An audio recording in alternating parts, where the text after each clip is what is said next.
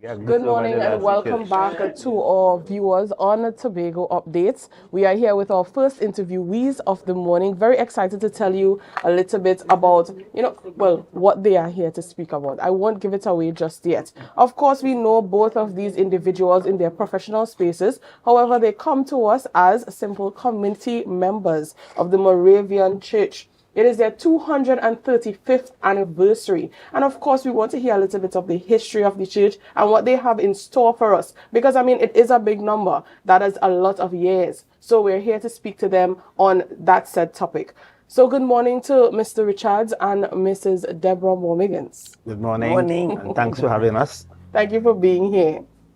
All right. So could you give us a history, just as we have promised our viewers, a history on the Moravian Church? Okay. So the Moravian Church in the Caribbean started in 1732 in what we now call the U.S. Virgin Islands. Yes. It was then the Danish Caribbean island. They came on mission work. The focus of the Moravian Church in the region has always been on education, human development, taking care of the less fortunate and more so the slaves. They arrived in Tobago in 1770. So if you do the math from 1770 to now, we are 235. Right. And they had settled, the first mission settled at Montgomery, where the church is now, the Montgomery Moravian Church. Yes. And I think John Montgomery was the first missionary. It's correct. Yes. And he was, and they came from what we call now the Czech Republic. The missionary came from there, that part of the world. And they set up missionary work here, established school, start educating the slave, doing human upliftment work, and that kind of work. So they have a very strong human development presence in the region. Most of the primary school, even the current Bethel Montgomery Primary School, government primary school, yes, was the Moravian school. So that is how rooted the Moravian has been in the community in Tobago. Yes. And particularly in Bethel, we have a church in Moriah, Spring Garden, Canaan, Bon Accord, and Bethesda. Yes. And they have been doing significant development work. Sister Deborah will give you some. Basically, yes, what Anselm said was the Moravians came, they established right at where Montgomery is in the year, I have it as 1770. Okay, in the year 70. And we have been there for do the 1790, yes. Do the maths, right? Yes, 1790, yes. But for the past 235 years, as we said, what is commendable is that it was encouraged by a planter, landowner in Tobago called John Hamilton.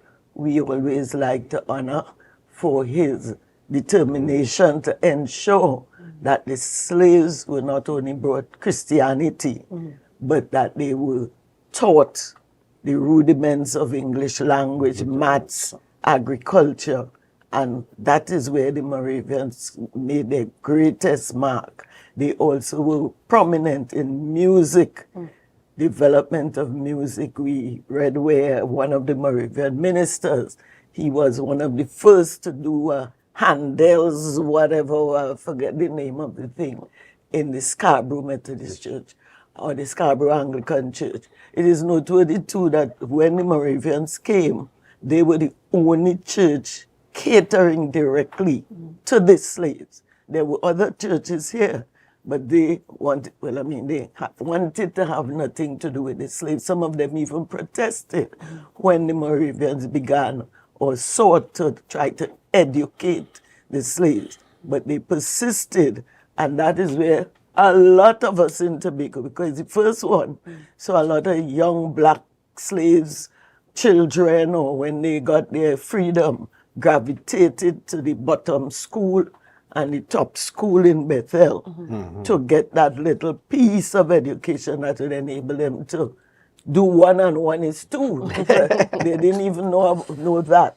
Yes. So we like to honor that achievement here in Tobago and to commemorate the first landing of Pastor Montgomery. Now, he came with his wife. She died right here. Yes. She's buried right here. But he went back when he fell ill, and he died in Barbados.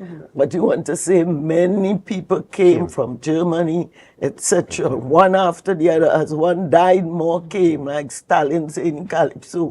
More come, more. They weren't giving up. Yes. on the Caribbean message and mission that they were bringing, and Tobago benefited from that. Right. So we are proud to be part of that kind of service to this little island of Tobago. So we're seeing a lot of history here coming out from the Moravian Church. You mentioned a lot about your presence when slavery was here.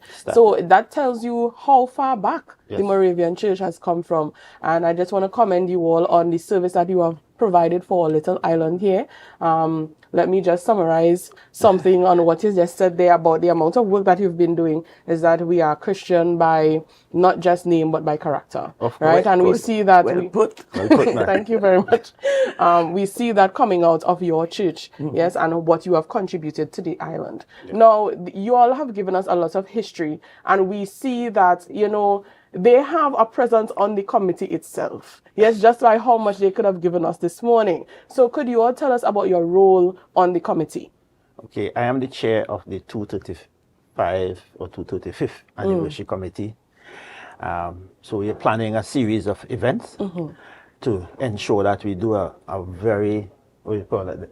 I don't want to use exciting. Let me tame it. Well, a very exciting and appropriate celebration of this event. 235 years is not 235 days. It's a long history from 1790 to now, and the kind of work and its missionary work. It started church. The foundation of the church is rooted in missionary work, and missionary work is by definition is about the upliftment of the human being and the human race, and therefore it is fitting for us to celebrate this milestone in an appropriate set of events and so forth. So we'll get to that when Deborah tell you what, after Deborah said what. Okay, well, I am on the History, Education and Magazine Committee. Yes. I'm the co-chair with that veteran, dynamic Brother Whitney Alfred. Yes. And we have also been planning along the lines of the history, and promoting more education or more knowledge of where we come from, and more important, where we want to go.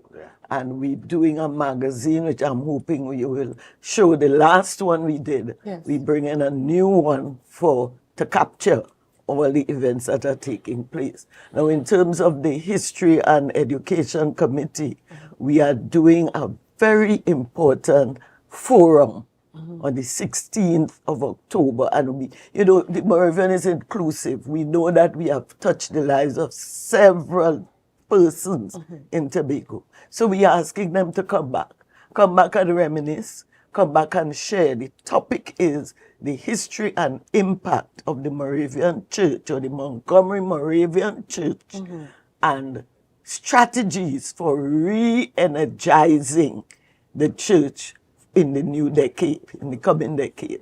Now, everybody could relate to a topic like that, even for their own church. We all need re-energizing. So we are asking everybody to come, listen, share your little input, so that all we churches could get a guidance or suggestion as to how to grow and develop.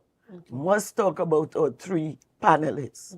Dr. Rita Pemberton, she is well known in Tobago too. I don't even think she needs any introduction, but she is a historian attached to the University of the West Indies. I think she's now retired. Then there's Dr. Arthur Joseph, not as well known as her, but a very powerful retired lecturer at that university himself, who dealt with organizational structures and how to make them more responsive to the era in which it is functioning. And then there's a young dynamic minister in the Moravian Church. He's Barbadian, based in Barbados, Reverend Dr. Adrian Smith. And he will also be zoomed in, if that's the word, He'll be from Barbados he'll be zoomed in. to make he's very dynamic. I've heard him. So he will be making his contribution. That's on the Education Forum. Magazine, we taking photos of anybody who wishes the Moravian well. Not only Moravians. If there are people hearing me out there who either went to a Moravian school or was impacted by a Moravian school, just call me.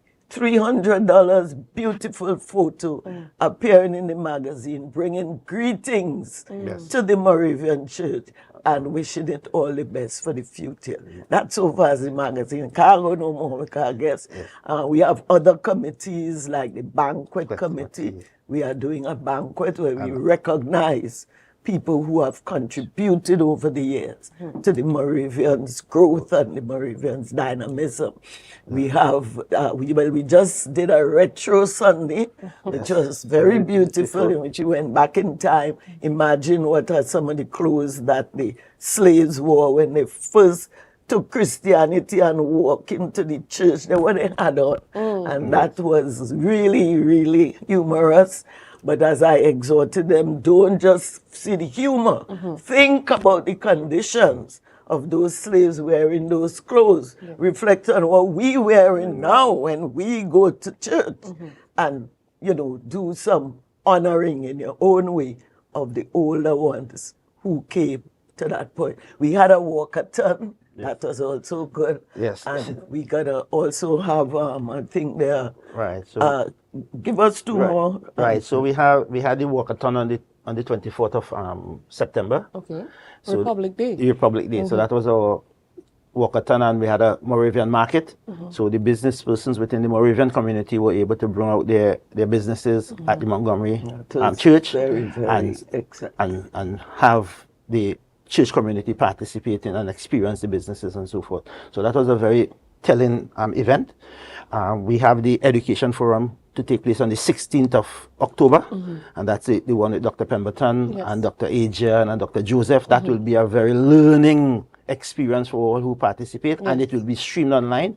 So if you can't make it in the physical sanctuary, you can participate online. So the link will be shared, so that because we want the world to participate in this grand celebratory event.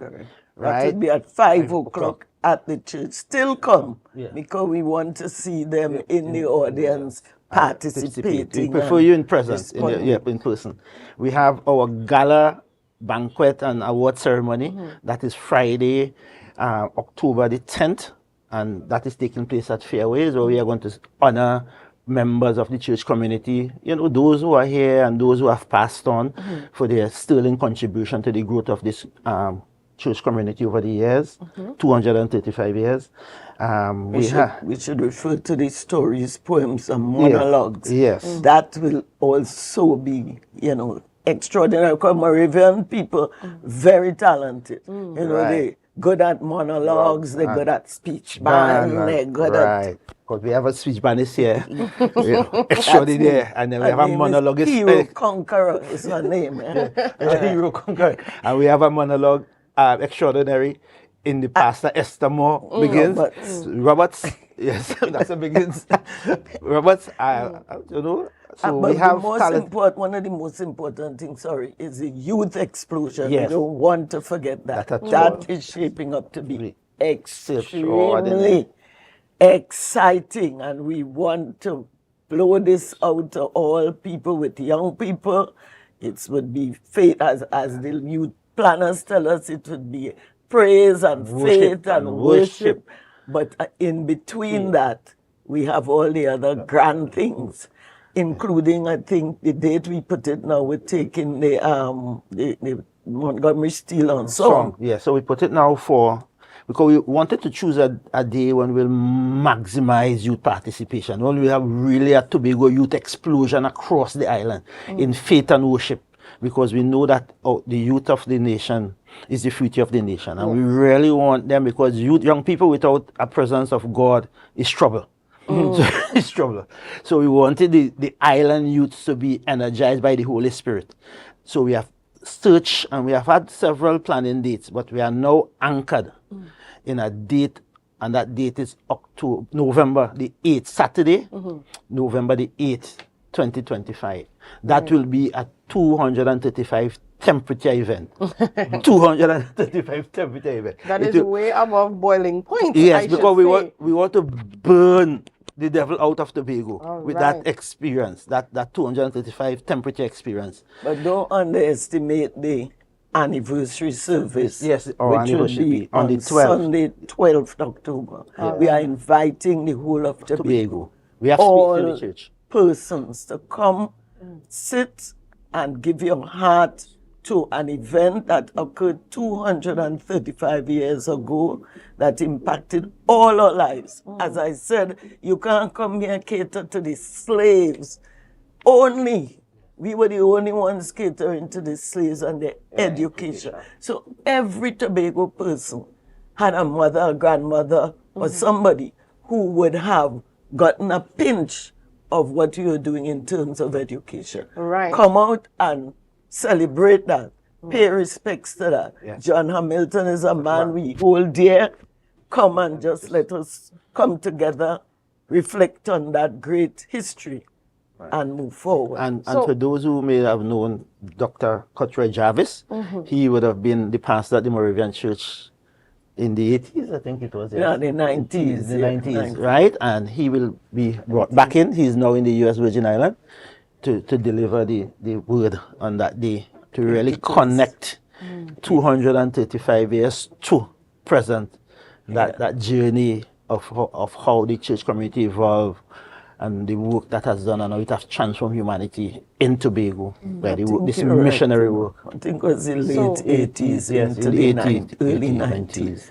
All right, so we have heard a lot of our history behind the Moravian Church, and of course the history of our slavery and Tobago on a whole intertwined within that history. And we have a lot more to look forward to for that calendar of events. Okay.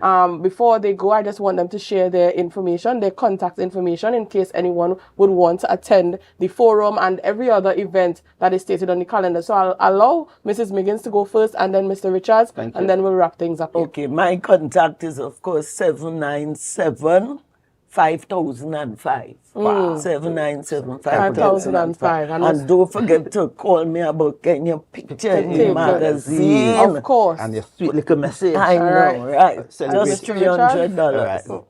My number is 688-5382. Right. 688 5382. Yes, you can't forget that. That's a really you see it have the 3 and the 8 and the 5, the 2 and the 3. Right. So we're inside.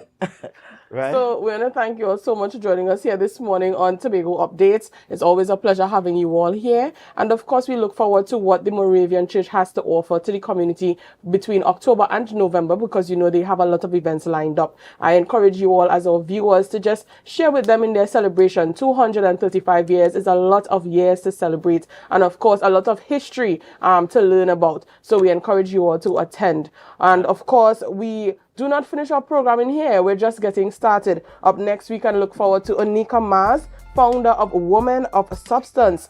She has a program coming up, Hats Off to Healing, a tea party fundraiser. A lot more to hear from Miss Onika this morning. So before I go, I just want to encourage you all to share the live, share the live, share the live. We'll be right back.